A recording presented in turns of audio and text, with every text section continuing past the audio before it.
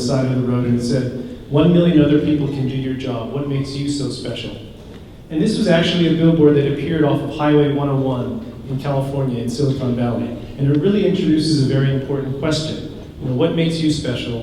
What makes you stand out? What is your personal brand? And personal branding was first introduced in 1997 by management guru Tom Peters. And he wrote the cover story for the magazine Fast Company called The Brand Called You. And in that he said, we are CEOs of our own company, Me Incorporated. And to be in business today, our most important job is to be head marketer of the brand called You. Now at that time in 1997, personal branding was way before its time. Nobody was interested in really branding themselves. People didn't want to stand out, they wanted to fit in. They wanted to get a good job, get on that escalator for that job, and slowly ride it until their retirement. Well, if we fast forward until today, really the working world today has changed forever. And job security is decreasing, job tenure is decreasing, globalization is increasing competition, and even in Japan, the traditional lifetime employment is basically disappearing. And so what is really happening now? What's happening is that these escalators are starting to shut down. Out of order signs are starting to appear on these escalators, and people really have a choice now. You can choose to either wait for somebody to come and repair this escalator, or you can look around the room and see that express elevator over there, jump on that elevator with an elevator pitch in your hand that communicates a strong personal brand. And so today, even now, we have social media. Back in 1997, social media did not exist. And now every one of us in this room has the power to brand ourselves basically for free using so many social media channels. And Mashable.com has now said to us that in 2012, companies are going to be recruiting 4 out of 5 jobs on social media. Add to that the fact that companies are also looking for information about you online. So if you don't show up in Google, you simply don't exist. I'm sure some of you Googled somebody today. You might be being Googled right now. Maybe you're Googling me in your iPhone. I Googled the other presenters before I got here. So really thinking about the power of the web is really important. So now with job security decreasing, job tenure decreasing, and globalization increasing competition, social media everywhere, really the best asset that you have in this new economy is your personal brand. So what is a personal brand? That's a very important question. A personal brand is basically your unique promise of value. It's unique because it's authentic just to you. Right? It's a promise because this is how you promise to differentiate yourself from everybody else who's doing the similar things. And it's a value because people are compelled to make decisions about you based on the value that you bring. And we have to think about all strong brands are based in authenticity. Whether that's a product, a place, or a person, brands are based in what's true and genuine to them. So we think about Apple, innovation. Paris, we think about romance. Lance Armstrong, we think about survival. So what about you? How are you authentic?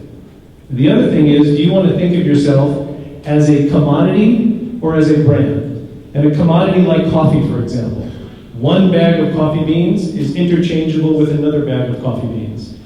But a brand offers an experience, and this is why we're willing to spend $6 for a cup of coffee at Starbucks, because they offer something that's extraordinarily different. And it's taken something ordinary and has made it extraordinary. And finally, research shows that one of the most important questions that is asked in a job interview is, tell me about yourself. And we cringe when we hear this question. We just want to cover our faces. But research also shows that sometimes we don't get these opportunities because there's a failure to set ourselves apart from others. And so I often ask people, how do you want to frame your personal brand? Personal branding gives you the permission to be yourself, to be you. It's not about creating an image of something that you want to be. It's not about fixing your weaknesses. It's really looking at what you're strong at, what's authentically strong for you, and making it stronger.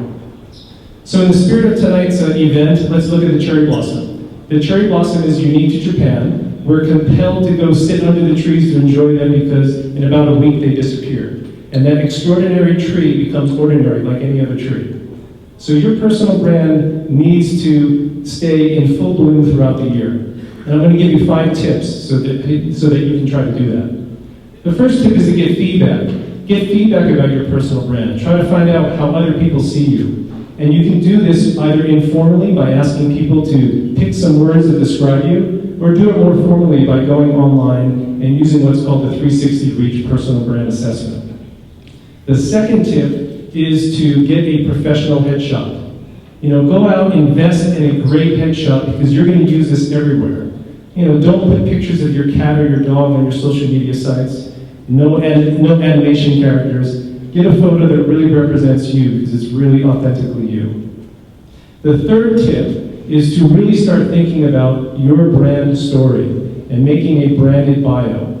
Your bio, we don't want it to just simply be a history of your job experience. It needs to be something that talks to your character. And I love what Simon Sinek said in his TED Talk, that people don't buy what you do, they buy why you do it. People don't buy what you do, they buy why you do it. The next tip is, are you LinkedIn? I love LinkedIn, so should you. And if you don't have a LinkedIn profile, tonight go home and set one up. You can take that professional headshot, that brand story, and put it on your LinkedIn profile. With 98% of recruiters using LinkedIn, you need to be on LinkedIn to put your brand out there. And finally, there's something called personal portals. Personal portals are these cool one-page websites. And About.me is a great site that you can use. It's completely free. You can put your photo up there, your brand story, links to your social media sites, and it's your presence on the web. So I really want to remind you, I want to leave you with this question again. What makes you so special? How do you stand out? What is your personal brand? And every one of us in this room is an entrepreneur, and I don't mean an entrepreneur in terms of starting a new company or launching a new product. Your entrepreneurs are the most important product and brand, and that's you. Thank you very much.